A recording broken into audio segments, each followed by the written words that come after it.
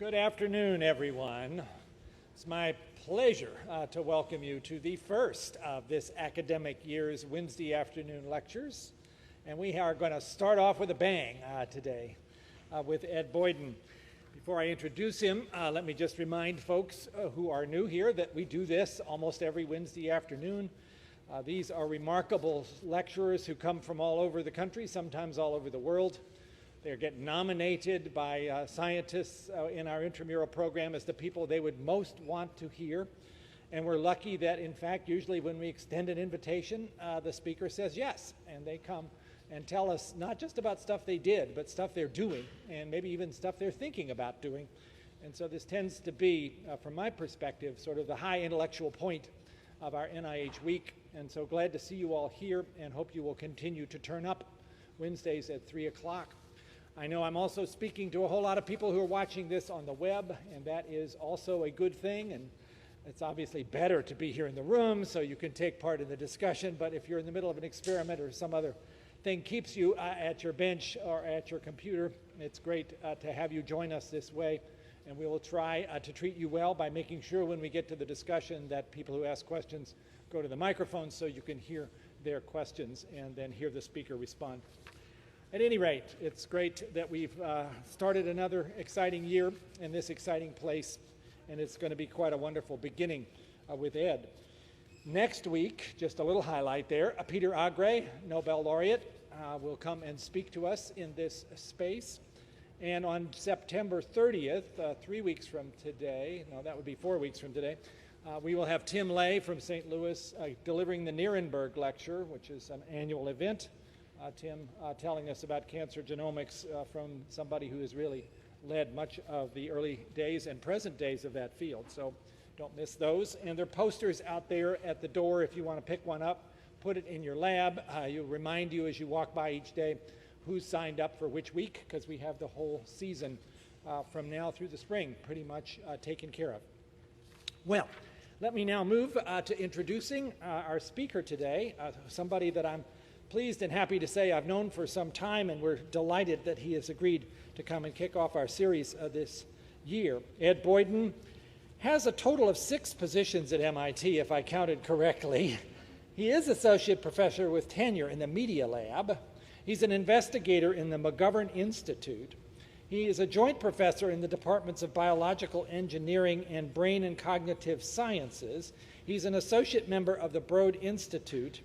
He's a leader of the Synthetic Neurobiology Group, and he's co-director of the Center for Neurobiological Engineering. Now, I hope all those organizations don't have a lot of faculty meetings, because you wouldn't get anything done if that were the case. But obviously, he's getting a lot done. And if you've been watching the various publications coming out of his group, you know what I will mean. Ed is an innovator of the highest order here in terms of coming up with ways, tools, to enable us to understand how life works and how disease occurs, and particularly with the nervous system, in ways that have been truly empowering and that many people are using now in their own laboratories. Beginning, of course, with the co-discovery of optogenetics with Carl Dijsselroth, who's also spoken from this podium not long ago, and with many other things that have followed onto that, expansion microscopy, which I think he may talk about a bit today, taking the limits of light microscopy in a very clever way and extending them dramatically to enable us to see things that we thought we could not see by this approach. Ed's education is started at MIT with a BS in physics, BS in electrical engineering and computer science, and a master's in electrical engineering and computer science, and then was followed with a PhD in neuroscience at Stanford, and then back at MIT, where, as I've mentioned, he has many different roles. In addition to the role that he has played as an innovator, and he'll tell you about a lot of the new things that are happening now in his own research group, Ed has also taken a very serious interest and a responsibility in trying to encourage entrepreneurship among students, postdocs, and others at MIT, and now even more broadly than that. He tells me that he is teaching a new course on revolutionary ventures to try to encourage people who have ideas but aren't quite sure how they might actually move those into a company in an entrepreneurial way, to have the kind of skills and access to expertise that they might need. And obviously that would be a course that lots of us would love to sit in on, and I was already telling him I hope if it's successful this year, there's a way that that can be extrapolated and sent all over the place. So his group invents and applies technologies. You're going to hear about a lot of them. We're all fortunate to have somebody of this innovative skill come and speak to us. He has a lot of energy, as I have known from meeting him in various places, including Davos. So without further ado, please welcome Dr. Ed Boyden.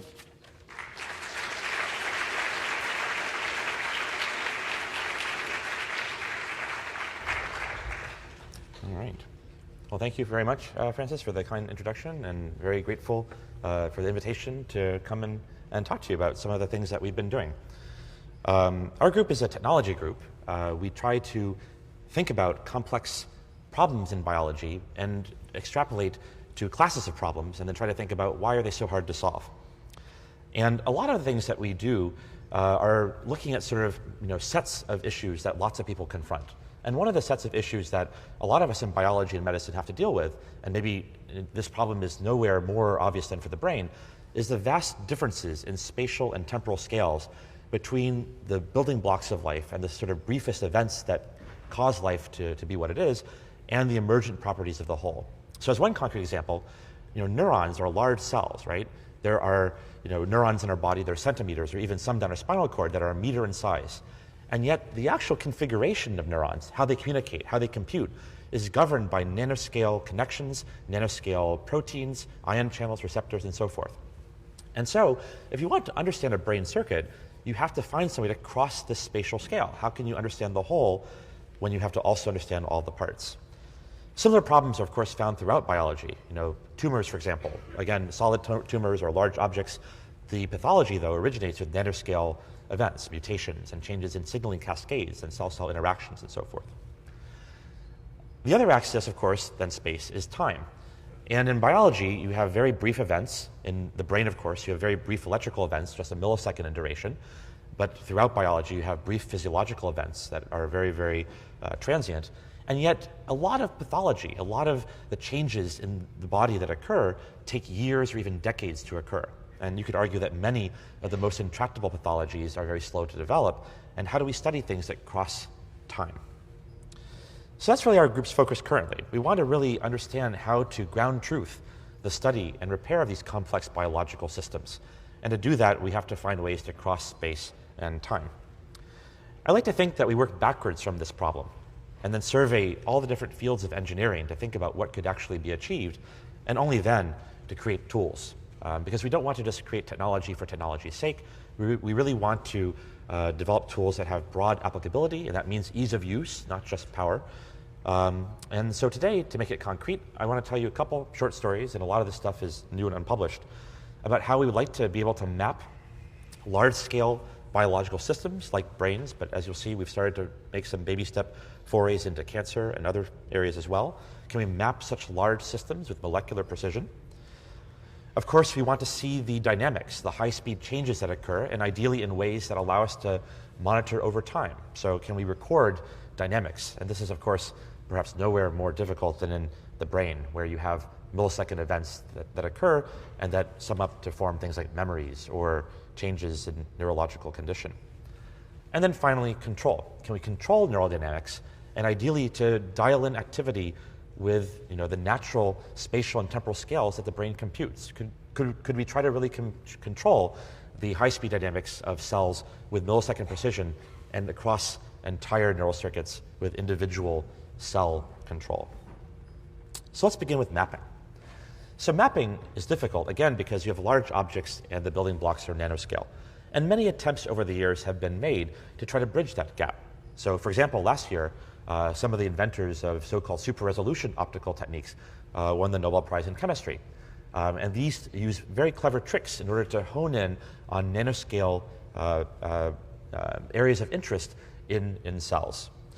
But how do you deploy this at scale? Can you image large objects? And it's been difficult to image, let's say, a brain circuit or a tumor or other extended samples with the kind of molecular precision that we desire. So a couple years back in our group, we started thinking, well, what if we just tried to do the opposite? What if we could physically blow everything up and make it bigger? And so we started thinking about, this is work that in our group has been co-spearheaded by two graduate students, Fei Chen and Paul Tilburg. And all the protocols that I'll talk about are posted on the web, but also we're exploring commercializing this in kit and service form to help people practice it.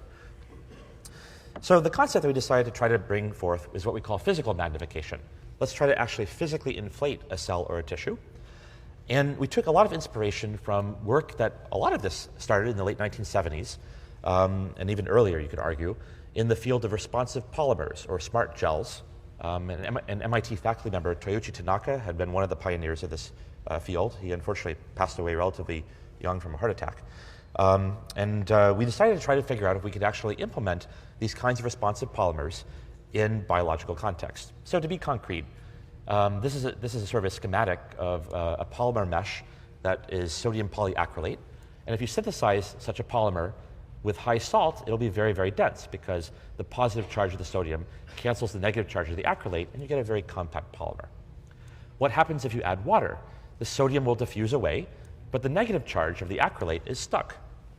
And so it has to repel, right, because like charges repel, and the polymer will inflate. In fact, sodium polyacrylate is the same material that's found in baby diapers and works through this principle to help, small kids deal with reality all the time. So we decided, well, what if we could do this to the brain? So here's a piece of mouse brain tissue. And what we did was we embedded this piece of mouse brain tissue in a dense sodium polyacrylate polymer. We synthesized it in 2 molar sodium so that we would have a very dense, compact network. We haven't yet measured the mesh size or spacing of our polymer, but previous studies have suggested that they can be as small as 1 or 2 nanometers, which would imply a fundamental resolution of this kind of technology that can be quite small. When we added water, the sodium polyacrylate would swell and absorb the water, as you see here in schematic form, and we were able to make this piece of brain circuitry about 100 times bigger in volume, around 4 times bigger in X, Y, and Z.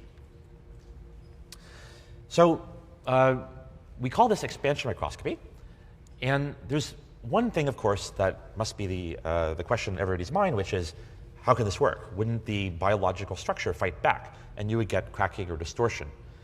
And in the beginning, we had that problem. And so we had to devise, by design, a strategy to overcome that, which I'll describe now.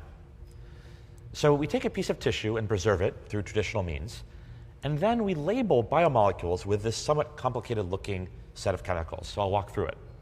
In purple here, this is a schematic that is representing some kind of biomolecule, maybe a set of skeletal molecule like tubulin. Imagine these are the microtubules. And we want to label the microtubules, let's say, with an antibody that binds to tubulin. Connected to the antibody through a linker is a fluorophore, so we can see it, and also a polymer linking group, something that looks a lot like the acrylate but is less charged so that we can try to interface this to the polymer. And so if you think about it, what we have here is a way of tethering a fluorophore to a site in a polymer chain that's determined by where a biomolecule is. And so if we do that, we've kind of transferred the information of the biomolecule identity and location to the polymer, and once that's done, we could actually just destroy the original biomolecules. Then when we add water, the polymer swells, taking the fluorophore with it, and so the image gets bigger. The sort of, you could think of this almost like a fossil or a cast of the sample, will swell and grow, but the original biomolecules have been wiped out and should not present an impediment.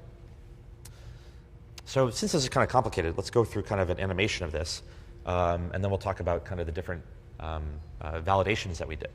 So we start by taking our specimen. This is our artist rendition of a neuron, if you can't tell. We add this trifunctional label. The 3 functions, again, are binding the biomolecule, bearing a fluorophore so we can see it, and being able to participate in the polymer formation. Then we wash in the monomers and form this polymer network. So the sodium polyacrylate ideally winds its way between biomolecules, but inside cells, between cells, all the way throughout the entire sample. And then, by using enzymes, in the original protocol we used proteinase K, but we were exploring a wide variety of other ones, we digest the original biological structure so it can no longer resist the expansion process. And then finally, when we add water, the polymer will swell, taking the label with it. So the obvious question then is, well, okay, by design you think this is going to work. Does it actually work? So here's some images. These are hex cells in a dish, and we've labeled with an antibody against tubulin. So these are the microtubules. And the blue scale bar means pre-expansion, and the orange scale bar means post-expansion. So this image is actually 4 times bigger in each dimension, but we've shrunk it down so it's easier to compare by eye. And so if you look by eye, they look quite similar. But of course, we want to be quantitative. So we adapted a fairly straightforward image processing strategy from computer vision, which is to try to do a non-rigid registration of the pre- and post-expansion images. So imagine you have the pre-expansion image, and you take the post-expansion image, and you try as hard as you can to rotate and scale until they're overlying, but maybe there's some distortion. So you nudge one image until it overlays with the other. And the amount of nudging that you have to do can be plotted as a vector field. That's what these white arrows are, although they're actually scaled up a bit because the real ones are much smaller. And from this vector field of distortion, you can then calculate the error of a biological measurement. So suppose that you really want to know the distance between 2 points, A prime and B prime. You know, after expansion, you've nudged it a bit, and so you end up with A and B. You can then integrate that vector field along the line and calculate the error of your biological measurement. So here's the quantitation of the error for these hex cell images. We plot the root mean square error of the measurement versus the actual measurement length. So it's sort of a percentage error, you can imagine. And so if you look at the actual amount of error that we're getting, it's around 1% or so, even if we take all the blame for the distortion. And if you look carefully, our microscope's resolution is actually plotted by this dotted line. But we want to be as conservative as possible since we're proposing a new technology. And so we'll take all the blame for the distortion, and it's around 1% or so. And so for many biological questions, in fact, but maybe the majority of biological questions that people are trying to answer with microscopy right now, the exact length between 2 points is not necessarily their highest priority. What they want to know is the relative position and the topology of what's going on. And so we think that a 1% error is tolerable for a great many kinds of biological questions. Now, we took the pre-expansion image and the post-expansion image with a confocal microscope. So this says nothing about whether we can break the diffraction limit, because of course, the finite wavelength of light and the finite quality of lenses means that there's a fundamental limit on how regular microscopes can acquire images. So to validate further, we had to devise a different kind of experiment. We would take a pre-expansion image on a classical super-resolution method. In this case, we're using structured illumination super-resolution, or SR-SIM microscopy. And then after expansion, in this case, we're getting about 4.5-fold expansion, we take a picture, but now on a regular confocal microscope. And we try to find the exact same region, of course. And so there are now a couple different ways we can try to estimate the functional resolution of the system. One way, of course, is to do the distortion vector field calculation that we just talked about. If we do that, we actually see that we were getting a root mean square error of around, let's say, ballpark 60 nanometers or so. Another way we can do this analysis is because we know the size, thanks to earlier microscopy papers, of some of these structures. So we can take a look at microtubules and take a line cut through the set of microtubules. We get this sort of blue curve here. It's a bit blurry. After expansion, we take this orange line cut through, and now we can cleanly resolve 3 different microtubules. And so from the known size of microtubules, we can then estimate how highly we can resolve things, and we get also, again, a ballpark of around 60 nanometers or so. Finally, we can, of course, take the diffraction limit of our lens, which is 300 nanometers in this case, divide by 4.5, and you again get something which is around 60 nanometers, which is kind of nice because it means that there could be room for further growth, no pun intended, and which is that we can actually maybe blow this up more, and if we can actually make it physically bigger, the diffraction limit divided by this expansion factor could give better resolution. And I'll show you near the end that we can actually perhaps do this. We looked at other structures as well. These are Clathrin-coated pits before and after expansion. And again, if we plot the post-expansion versus pre-expansion numbers, they line up very, very well. We can also go to intact tissue. So these are Phi-1 YFP mice. These express yellow fluorescent protein in a pseudo-random subset of the neurons, here in the cortex, here in the hippocampus. These were made by Guoping Feng and Josh Sains. We can take this, embed it in the dense polyacrylate, expand, and it looks quite good. The distortion is a little bit worse. We're getting 2 to 4% distortion. Again, acceptable for answering many biological questions, but still we're working to improve this further. And this kind of makes sense, right? There's more biological matter to resist the expansion. So here's an example of the kinds of things that we think are now possible. Here's that Thy1 YFP mouse. Again, there are neurons glowing. And if we zoom into this tiny little square, and we have two cell bodies here and some purplish haze, and then we can zoom in onto this whole square, and now we have one dendritic branch and some purplish splotches. And that's all pre-expansion. And post-expansion, you can see actually that the purplish splotches are not purplish splotches. There's a blue part and a magenta part. Blue, magenta, blue, magenta, blue, magenta. And those are pre- and post-synaptic proteins. So the blue is actually labeled with an antibody against the pre-synaptic protein bassoon, and the magenta is labeled with an antibody against the post-synaptic protein Homer 1A. And if we measure the distance between the centroids of these two fluorescent regions of interest, we get a separation of around 150 nanometers, which is almost identical to what was reported earlier using more classical methods. So the first take-home message is that with expansion microscopy, you can do super-resolution imaging on regular microscopes. And maybe the clearest way to state the value proposition is the following. With expansion microscopy, you have the voxel sizes of a super-resolution microscope, very, very small. But you have the voxel speeds of a diffraction limited microscope, and they can scan very, very fast. So we can kind of take the best of both worlds. A common question I get is, well, after expansion, you've made it a lot bigger. Doesn't it take longer to scan? And that's true for all super-resolution methods, right? You're getting more information per region. It's just here we're trying to get the information in this sort of hybrid strategy where we can have the sizes of super-resolution microscopes and the rates of diffraction-limited microscopes. And with a lot of innovation happening, some of it here at NIH, of course, on light sheet microscopy, where you can scan at extremely high speeds, this is only going to continue to push the rates of imaging faster. So here's a piece of mouse hippocampus. It's a 3-color image taken on a confocal microscope in about 1 day. It's a 30 billion voxel image. And in green are neurons, and in blue and magenta are pre- and post-synaptic proteins again. And you can zoom in on this data set and look at dendritic branches, or even one dendritic branch. Here you can see 3 dendritic spines, and there's a magenta postsynaptic density in each of them. And carefully, if you look, there's a blue presynaptic density on each of them. And then finally, we can zoom in onto one synapse. Actually, this is one presynaptic terminal in the hilus of the dentate gyrus, but you can see there are multiple postsynaptic connections there.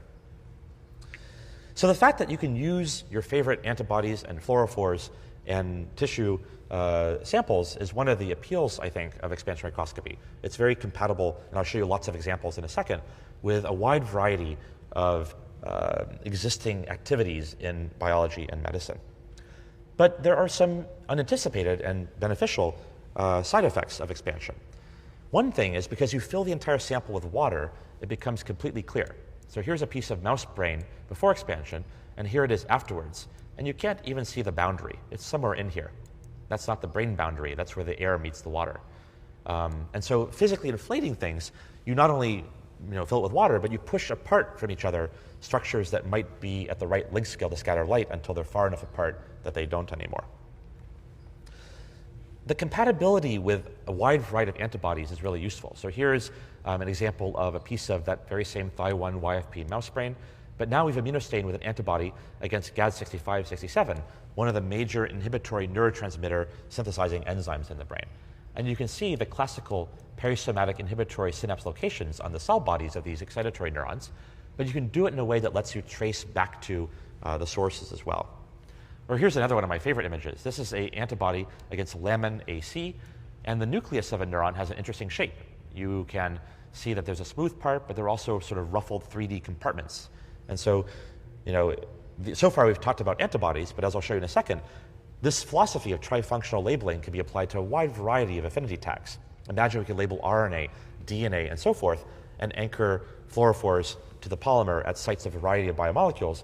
We would love to be able to open up single-cell epigenetics in all the neurons with great precision throughout an intact brain circuit. So I'll give you some examples of what you can do. This is all new, unpublished stuff. This is some work that Limor Freifeld and our group's been driving along with collaborating with the 2 groups at Harvard, the Engert and Scheer groups. And this is a histone GFP zebrafish. And so this labels, roughly speaking, the shape of the genome. And this is a 5-hour-old embryo that we imaged. And you can see a wide variety of interesting genomic shapes. Here you can see zoomed in a classic mitosis sort of pattern with chromosomes being pulled apart.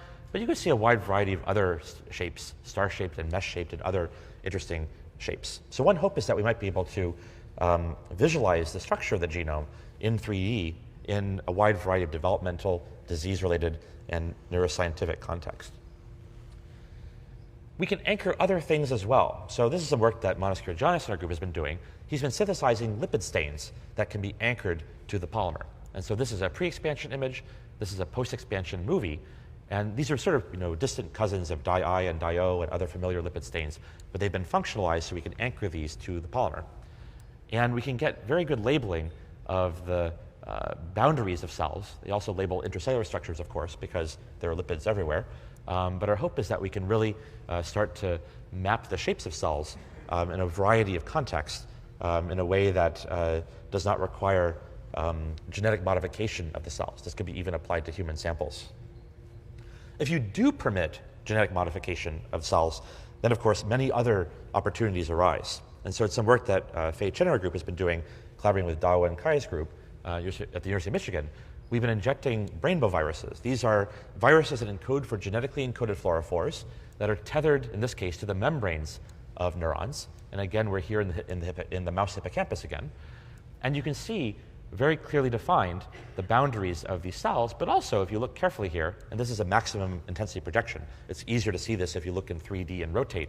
But you can start to really trace dendrites, axons, and so forth in ways that are very difficult to do without using super resolution methods. And of course, it's difficult to apply older super resolution methods for the mapping of large brain structures due to factors like speed and compatibility with 3D volumes. These are just some other images. I could just stare at these all day.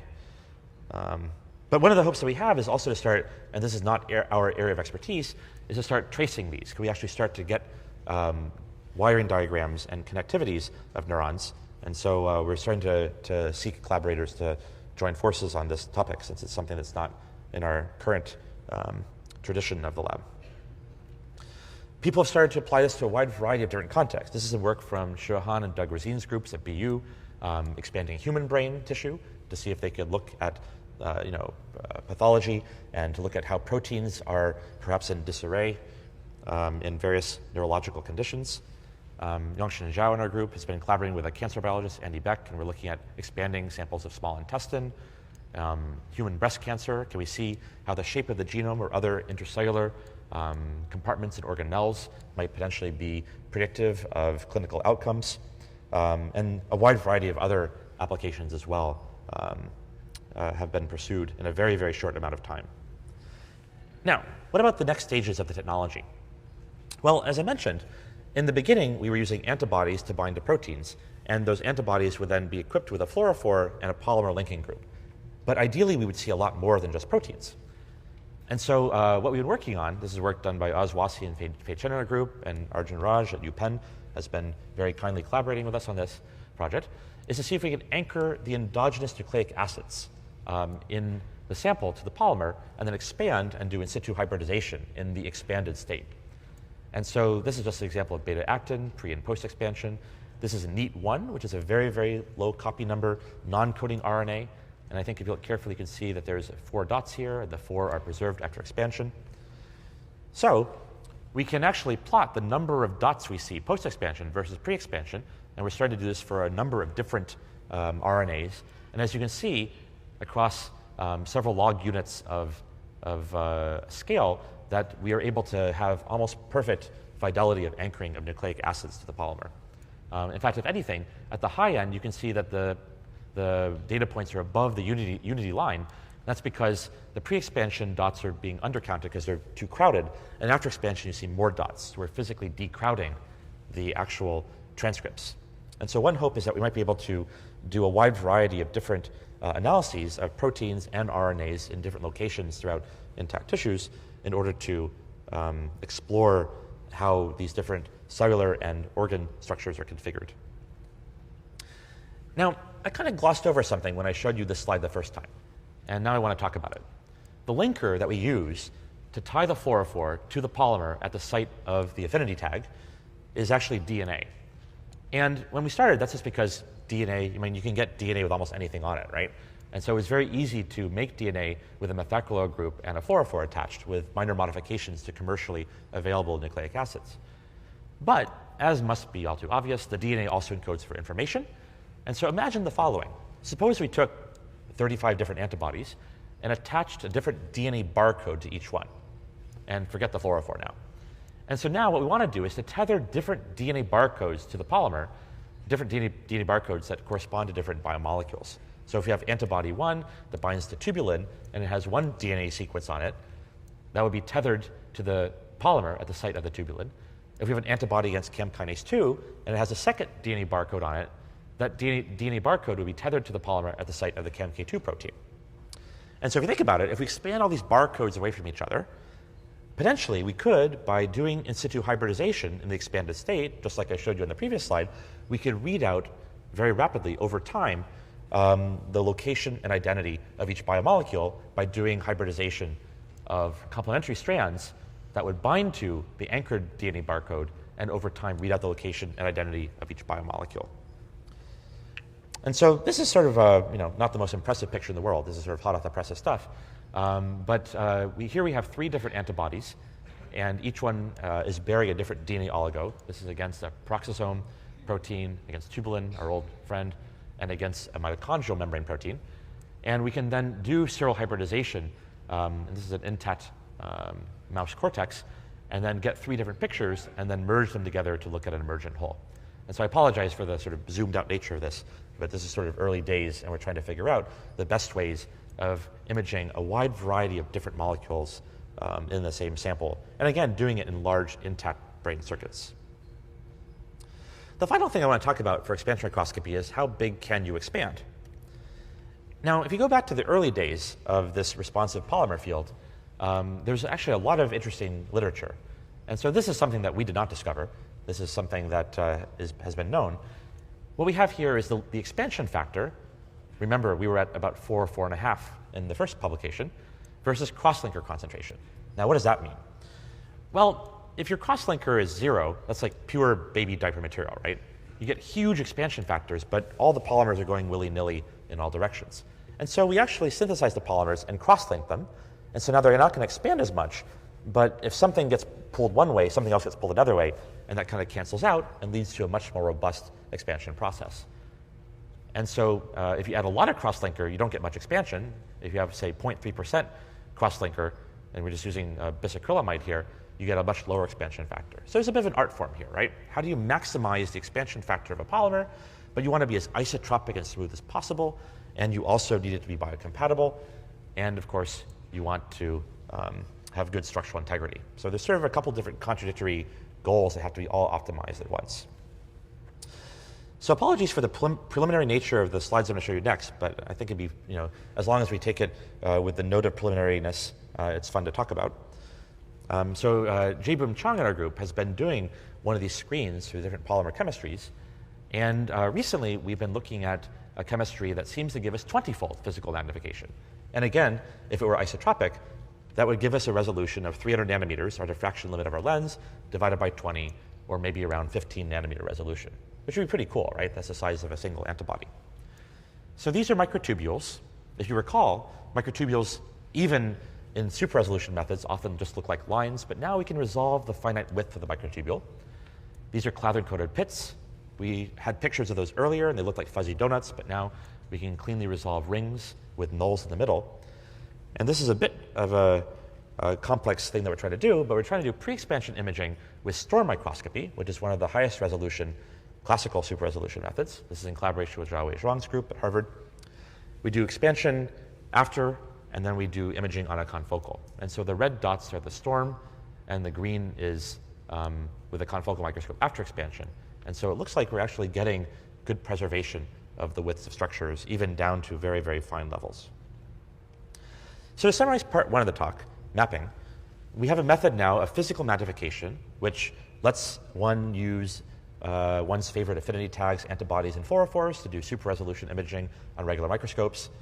Through both developing new anchoring molecules, we hope to expand this strategy to look at a wide variety of different biomolecules, DNA, RNA, and maybe all sorts of other stuff. And also by screening through different chemistries with this somewhat contradictory and complex goal of having, big expansion factors but good isotropy, we hope that maybe we can make this into a very, very high resolution method in the time to come. So, of course, this doesn't work in live samples. Expanding something 100-fold is not compatible with being alive. So we'll just get that out of the way. So for the second part of the talk, I want to talk about dynamics. If we really want to sort of see high-speed dynamics, how can we possibly do that? And several years ago, a joint then graduate student, Suhasiko Nandaramaya, who worked in my group as well as Craig Forrest's group at Georgia Tech, we tried to set out to think if we could actually do very high-speed observations of neural dynamics. And so we decided to start with our old friend, patch clamping. Because with patch clamping, you bring a needle or pipette up to a cell, and if you apply a bit of suction, you have a connection to the inside of the cell. And if you can then attach an amplifier to this needle, you can get incredible high-fidelity recordings of the electrical signals in neurons. And you can also do other things like inject chemicals, such as dyes, into the neurons in order to see their shape, which is great too. So of course, we did not invent patch clamping. It's been around for a very, very long time. But it's been very difficult to do, especially in living mammalian brains. And so we set out to devise a robot that could do this. And we had to discover an algorithm that would be performable by a computer. And so what we ended up stumbling across was the following. Let's take this glass microneedle or pipette, and we have an amplifier attached to the other end. And as we lower into the brain, we can look for a particular signature of electrical changes that occur as we approach a cell. And so here's the pipette lowering into the brain. There's a bit of liquid coming out the tip that keeps the tip clean. We can also play back, if we have another kind of amplifier attached, a square wave of voltage to the inside of the microneedle or pipette. And as we do that, we can measure the current coming through. So Ohm's law tells us V equals IR. If we play back a voltage and measure the current, we can kind of measure the resistance in front of the pipette tip. Now, neither of that's new. That's been done since the beginning. What was novel was that we found that a very, very small change in this impedance or resistance of the pipette tip that occurs monotonically increasing on several consecutive steps was a very reliable indicator that you're about to hit a neuron. In fact, if you have a really clean surgical preparation, you can get around 60% yield of intracellular or whole cell, as it's known, recordings in living mouse brains. Once you detect the cell, then you apply some suction and do some other things that are far more easy to automate, but the hard part is really sensing the cell. And I should point out that we always put all of our parts list, software, and so forth on the internet, and this is also being commercialized by a company, Neuromatic Devices, that's selling such robots. But you can also build yours as well. And so the basic idea then is we lower this into the brain step by step, we measure that impedance, we look for this characteristic monotonic increase over several consecutive steps, and we can then detect the cell.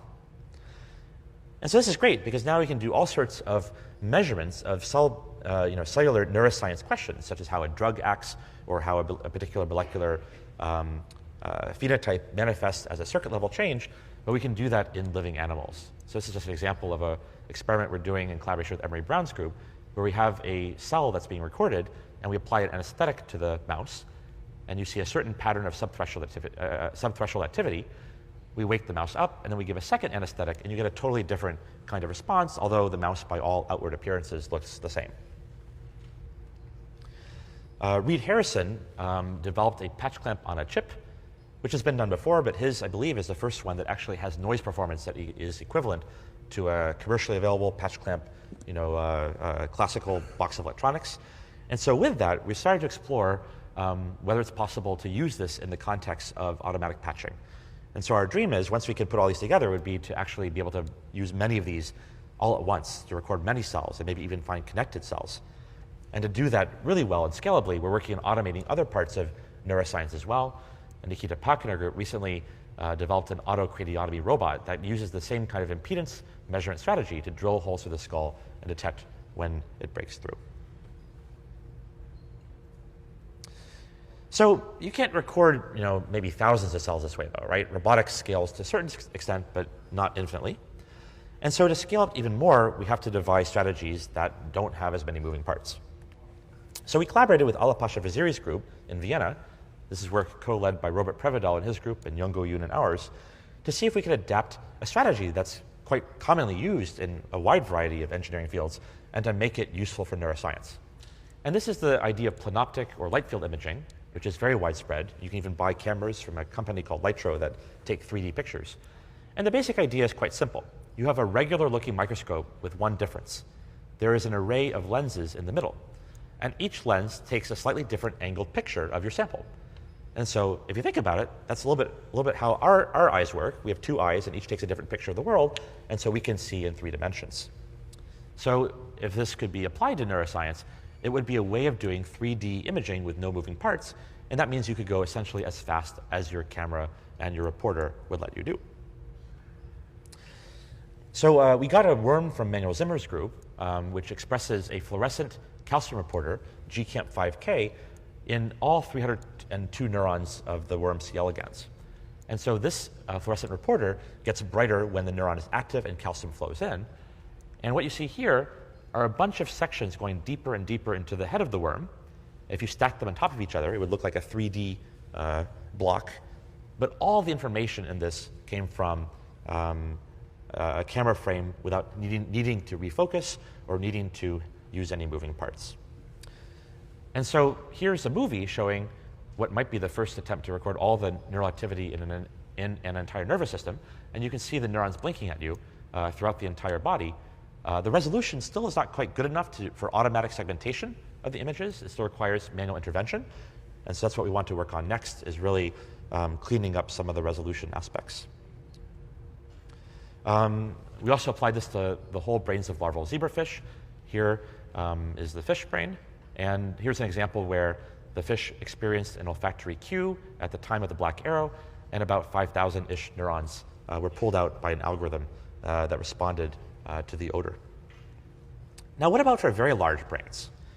It's hard to see how you could image, for example, an entire mouse brain or monkey brain or human brain. And so what we've been doing is actually thinking about how to optimize electrodes as well.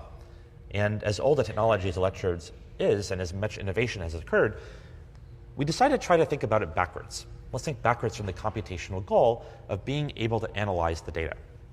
And so electrode arrays have been around for a while. Here's a commercially available one with 8 pads, and each one is a metal pad that can pick up electrical signals from the brain. And here's a probe that we recently published this past spring, which is made through electron beam lithography, a way of doing nanofabrication. And we can pack 1 to 2 orders of magnitude more electrode pads on the probe than before. This is work led in our group by Jörg Chauvin. And the reason why we want to do that is because if you have more neurons than electrodes, which has been true for most of history, it's very hard to analyze the data. You know, it's sort of ambiguous to assign the signals that you get back to the original source neurons. But if you have more electrodes than neurons, it's actually an over-constrained inversion problem. You know, if you have 5 people talking and 10 microphones, there are algorithms called blind source separation algorithms that let you assign the voices back to the individual people. And that turns out to, this is early days, we're still validating some of these algorithms and devising them and improving them, but it seems like this kind of blind source separation or independent components analysis style algorithm can indeed sort out neural activities without human intervention when you do this sort of spatially oversampled strategy.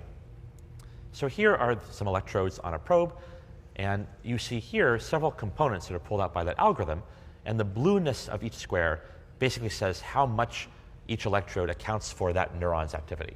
And so neuron 1 is mostly on these electrodes, neuron 2 over here, neuron 3 over there.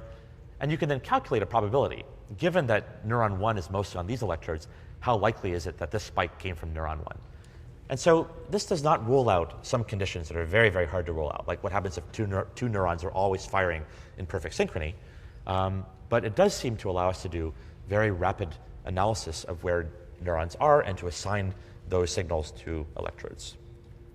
So going forward, we really want to sort of scale this up. Can we do 3D electrode arrays?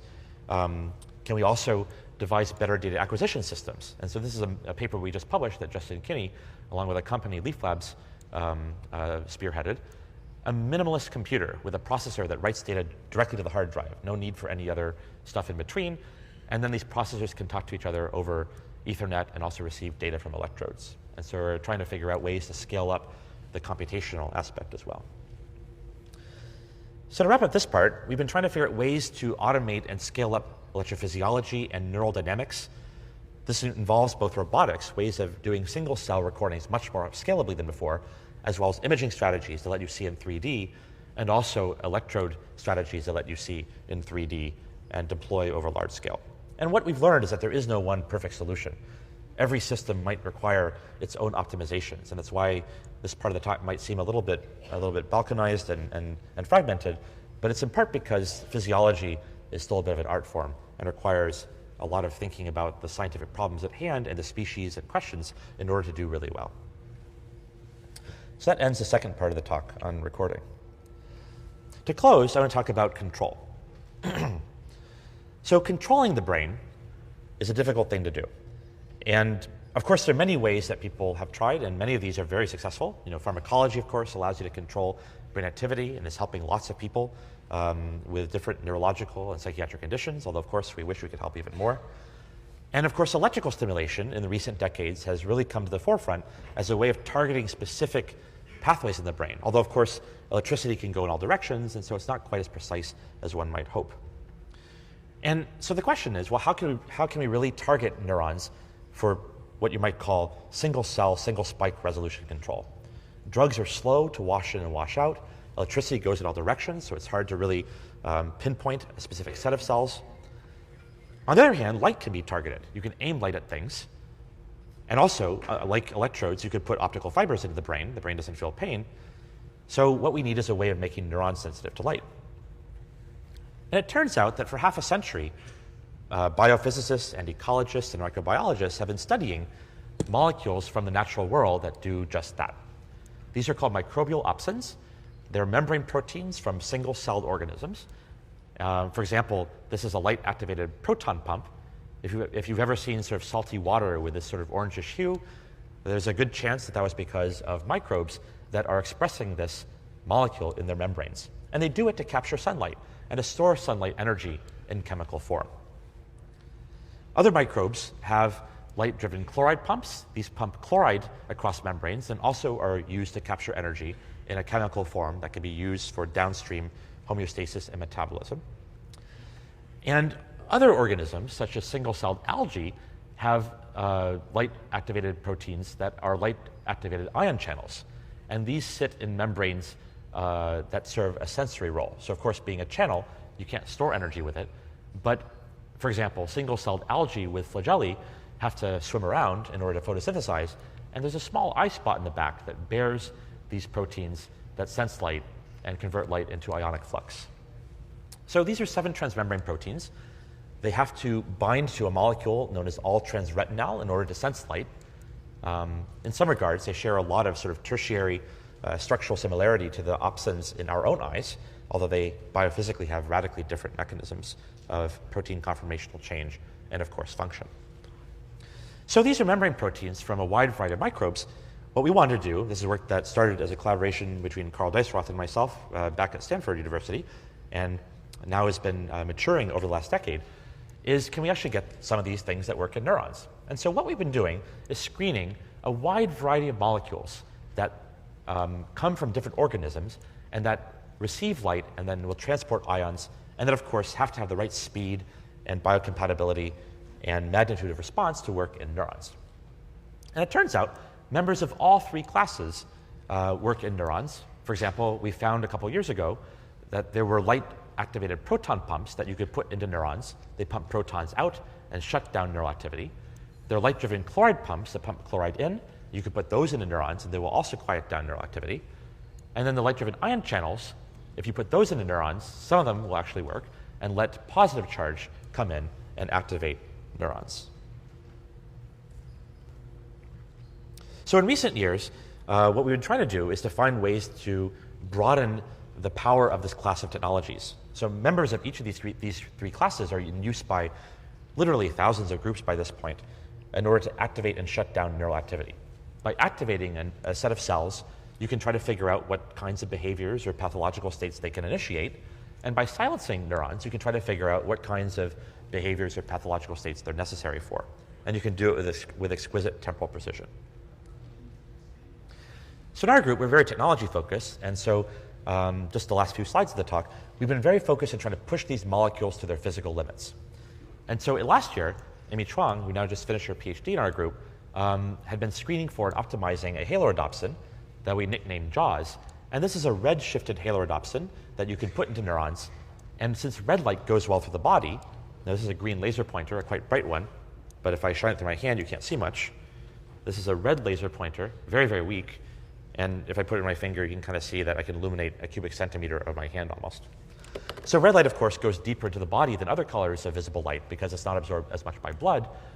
With the JAWS halorhodopsin, if we put it into neurons using a virus, we can shine red light, even non-invasively, outside the brain and shut down neural activity several millimeters deep.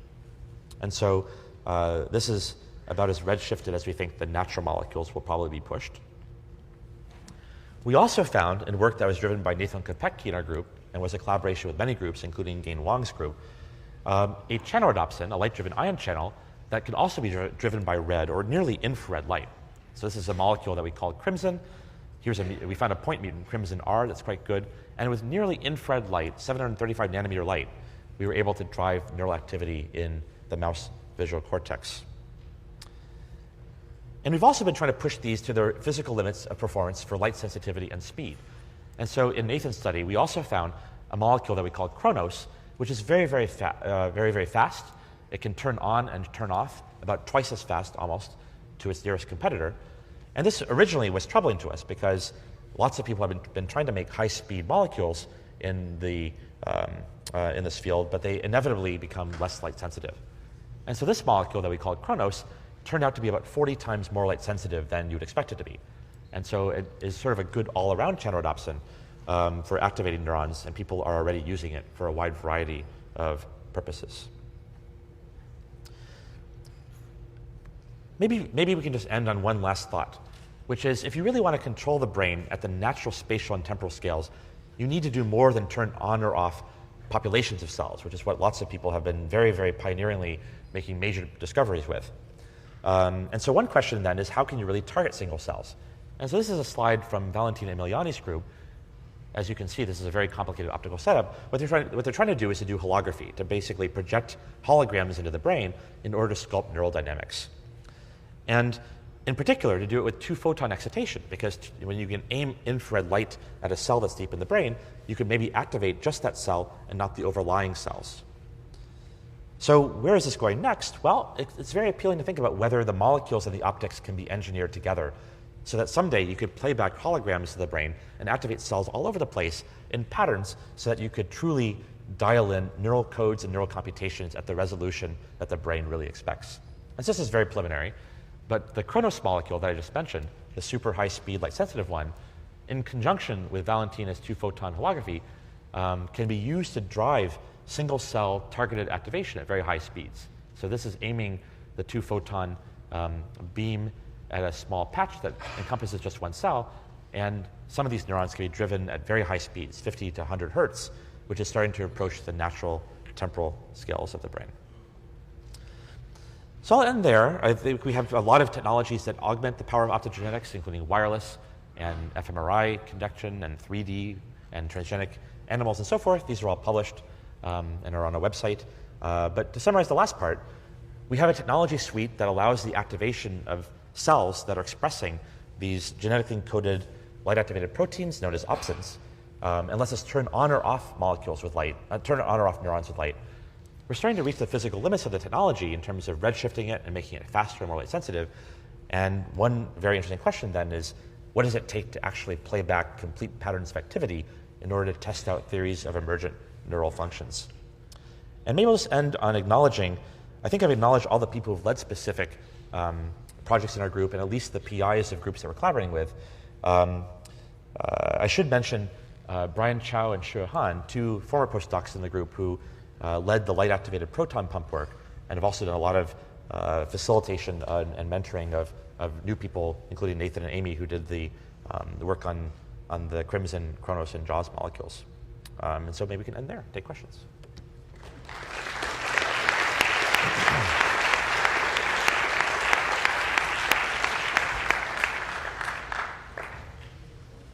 That was was terrific, and I see people already coming to the microphones, and please do, if you have questions, we can start right there.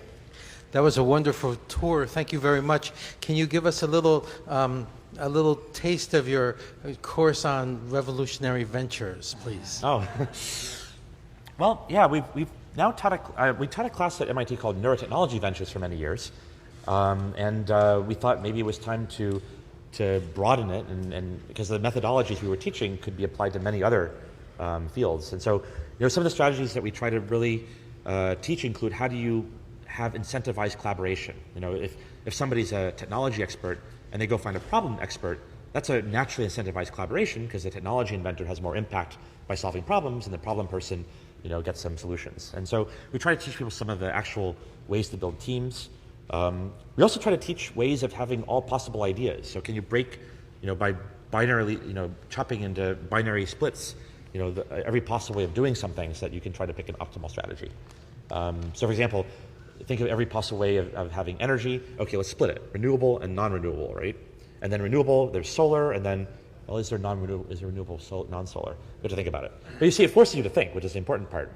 And because you're splitting it into always, a set of subsets that together tile the complete space, it's sort of a good thinking tool to try to make sure you haven't missed something, and it's a way of kind of forcing ourselves to be more creative. So let me ask, in that same line of making sure we're considering all the possibilities, many of us really excited about the way in which neuroscience is moving forward, tools like the ones you've described to give us the opportunity to see what's happening, not just with individual neurons, but with entire circuits in real time, seeing what their functions are. But obviously we'd love to jump from beyond experimental animals to the human. So what are we going to have, you must be thinking about this, to enable us without the ability to stick probes into people's brains? How are we going to figure out how the brain works in real time so that we can really understand things like, memory and how you retrieve it? Or, how did I just initiate this motion to move my hand? Or how did I recognize that you're Ed? How do all those things work in a human is obviously an enormously challenging task. And without the ability to do some of these invasive studies, I think we're worried about how we're going to get there. So what are you thinking? Yeah. So human technologies are infinitely more complicated than the stuff that we can use in genetically tractable model organisms like flies and fish and worms and so forth. It's something we started to think about very seriously because it might need radically different approaches. I mean, I can just talk about one thing here that is kind of half-baked, but it's not a setup. But oh well, the slides are already off. But have the slide back up. And this is actually also an example of this strategy for collaboration in action, because we couldn't solve the whole problem. So we finished essentially half of a manuscript and put it on this website called archive.org, which is very popular in the physics community for posting manuscripts and so forth. So one idea is, could you actually put in an optical fiber into, let's say, the blood vessels, so you don't have to actually go into the brain and damage brain tissue? And what if the optical fiber could then directly pick up neural activity without needing any kind of genetic modification of the neuron? And so we've been trying to design optical fibers where when a neuron is active, the optical fiber will actually change its refractive index. It's an electroactive material. And if you have a change in refractive index, you're going to get a reflection. So imagine sending a pulse of light down a fiber that could be in a blood vessel, so you don't need to open up the skull or damage the brain. And then every time a neuron is active, you'll get a little reflection. And because you know how fast light travels, you can actually do time of flight measurements and pinpoint maybe hundreds of thousands of cells along a fiber.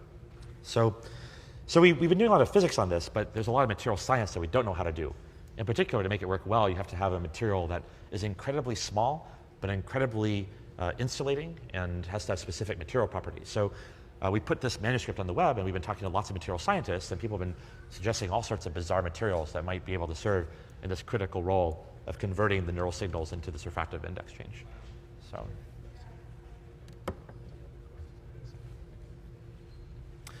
Anyway, if there are no other questions, let me invite everybody to join the speaker in the library around the corner here for coffee and cookies. But let us please give one more round of applause to Ed Boyden.